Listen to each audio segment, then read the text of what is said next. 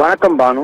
சென்னையை அடுத்த திருவேற்காடு நகராட்சி கோலடி பகுதியில் ஊர் மக்களுக்கு பொதுவான விளையாட்டு மைதானம் ஒன்று 8 ஏக்கர் நிலப்பரப்பில் உள்ளது. இந்த நிலப்பரப்பில் உள்ள அந்த மைதானத்தை சுற்றி இரும்பு வேலி மாநகராட்சி சார்பில் அமைப்பதற்காக இன்று மாநகராட்சி அதிகாரிகள் காவல்துறையினருடன் பாதுகாப்புடன் வந்திருந்தனர். அந்த இடத்தில் இரும்பு வேலி அமைக்கக்கூடாது என ஊர் மக்கள் அனைவரும் தற்போது மைதானத்தில் இறங்கி தர்ணா போராட்டத்தில் ஈடுபட்டு வருகின்றனர். இந்த இரும்பு வேலி அமைக்கப்படுவது எதற்காக என்றால், அந்த இடத்தில் கழிவு நீர் சுத்திகரிப்பு மையம் அமைப்பதற்காக மாநகராட்சி தரப்பில் முதற்கட்டமாக இரும்பு வேலி அமைக்கும் பணிகளை தொடங்க உள்ளனர். இந்த திருவேற்காடு பகுதி கோலடி கிராமத்தில் மொத்தம் 2000 குடும்பங்கள் வசித்து வருகின்றனர். 12,000க்கும் மேற்பட்ட மக்கள் வசித்து வருகின்றனர்.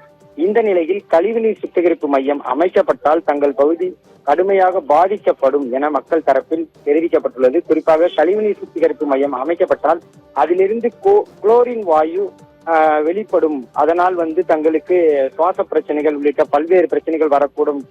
கேன்சர் போன்ற பிரச்சனைகள் வரலாம். அதே நேரம் அந்த குழாய்கள் வெடித்து சிதறும் பட்சத்தில் பெரும் பாதிப்பு ஏற்படக்கூடும் என பல்வேறு பிரச்சனைகளை மக்கள் தரப்பில் இருந்து முன்வைத்துள்ளனர். அது மட்டுமின்றி தங்கள் பகுதிக்கு இருப்பது இந்த ஒரு விளையாட்டு மைதானம் தான். இதையும் அவர்கள் கழிவுநீர் சுத்திகரிப்பு மையமாக மாற்றிவிட்டால் தங்களுக்கு பொதுவாக விளையாட்டு மைதானம் என எதுவும் இருக்காது.